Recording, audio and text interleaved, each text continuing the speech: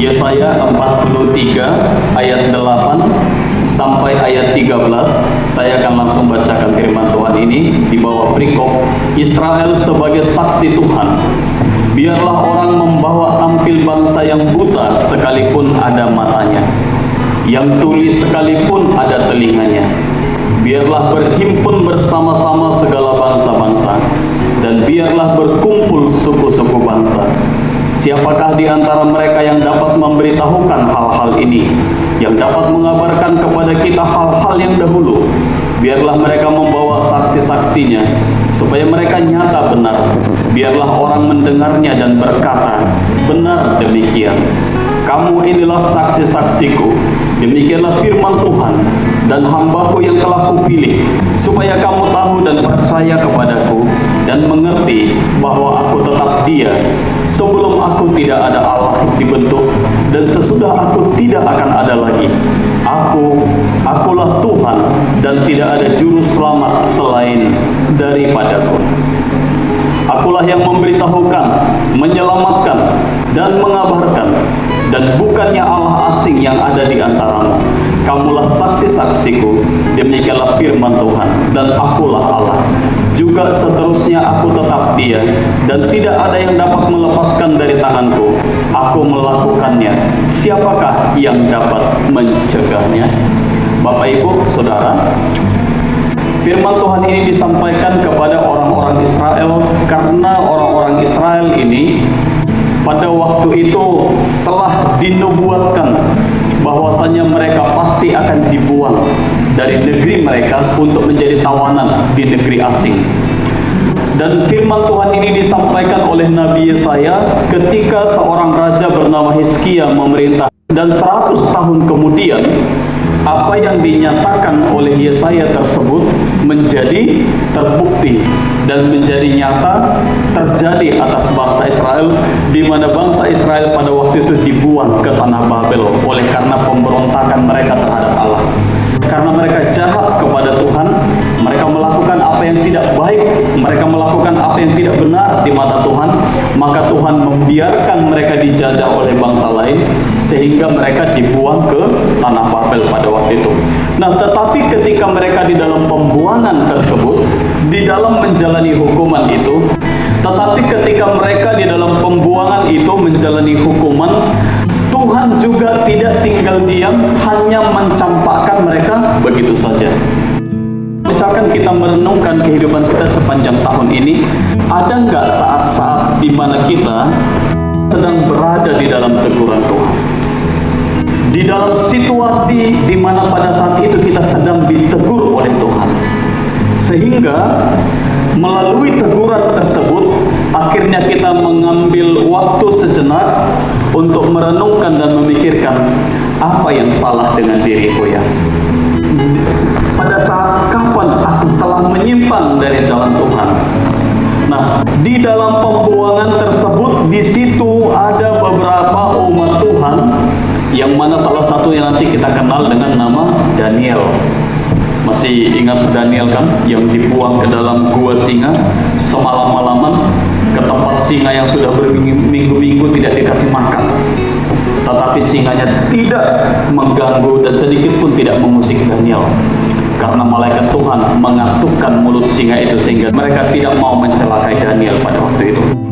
Selain daripada Daniel, muncul juga nama Sadrak, Mesak, dan Abednego yang kita kenal, yang paling terkenal dari kisah mereka ini, yang mana mereka dibakar hidup-hidup, tetapi sedikit pun api itu tidak merusak, bahkan sebiji rambutnya mereka pun tidak rusak oleh karena api yang menyala-nyala tersebut. Padahal orang-orang yang mencampakkan mereka ke dalam api itu mati dilahap oleh api itu, saking panasnya api itu. Karena ketika orang-orang itu mencampakkan Sadrak, Mesak, dan Abednego ke dalam api itu tiba-tiba dipanaskan 7 kali lipat, sehingga orang-orang yang mencampakkan itu semua mati. Tapi yang dicampakkan ke dalam api itu, sehelai rambutnya pun tidak terbakar. Itulah peristiwa Sadrak, Mesak, dan Abednego. Demikian juga Esther pada kala itu juga menjadi salah satu saksi yang luar biasa di pembuangan tersebut. Nah, Bapak Ibu Saudara, tema pada hari ini adalah ia memanggil menjadi saksinya. Nah, untuk apa saksi-saksi ini perlu? Tujuannya adalah untuk menyatakan seperti apa yang tadi tertulis dalam firman Tuhan ini, bahwasanya bangsa-bangsa lain mereka memiliki kebenarannya sendiri, tetapi kebenarannya itu sesungguhnya adalah kebenaran yang palsu. Mereka mengatakan bahwasanya mereka memiliki Allah, di mana mereka menyembah kepada Allah yang mereka tidak kenal, tetapi Allah yang mereka sembah itu adalah Allah yang tidak memiliki kuasa. Jadi melalui saksi-saksinya ini tadi, contoh seperti Daniel, Sadrak, Mesak, dan Abednego, Esther di pembuangan itu, Bapak Ibu, nyatalah bahwasanya hanya Tuhan, Allahnya Israel, satu-satunya Allah yang sungguh-sungguh memiliki kuasa atas dunia ini.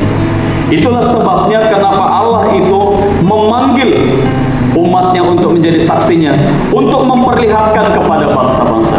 Ketika Daniel taat kepada Tuhan sampai mati, ia tidak mau menyembah kepada berhala, ia tidak mau menyembah kepada raja. Demikian juga Sadrak, Mesak, dan Abednego pada waktu itu mereka tidak mau menyembah kepada berhala. Oleh karena ketaatan dan kesetiaan mereka ini, maka raja pada waktu itu memerintahkan kepada segala bangsa yang di bawah pimpinannya, semuanya harus tunduk kepada Allahnya Israel. Seluruh bangsa harus tunduk kepada Allahnya Israel pada waktu itu. Karena apa? Karena iman daripada Sadrak, Mesak, dan Abednego tersebut, iman daripada Daniel tersebut. Itulah sebabnya juga di dalam kehidupan berjemaat kita pada saat ini dibutuhkan ada orang yang tetap memelihara imannya di dalam kehidupannya sehari-hari.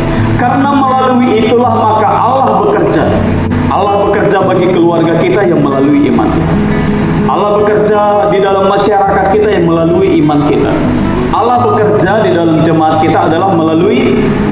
Nah, salah satu tujuan daripada gereja berdiri di satu desa ini adalah untuk menjadi saksi bagi Allah, di mana melalui ada orang-orang beriman di dalamnya, maka orang-orang tetap dapat melihat kemuliaan Allah tetap tinggal di tengah-tengah mereka.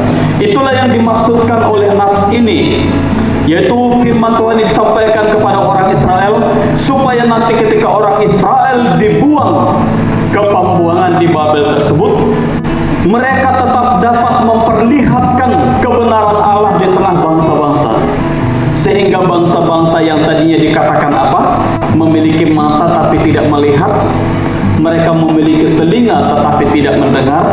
Namun dengan hadirnya saksi-saksi ini di tengah bangsa-bangsa tersebut, maka Allah dapat memperlihatkan kepada dunia ini bahwasanya hanya Dialah satu-satunya Allah.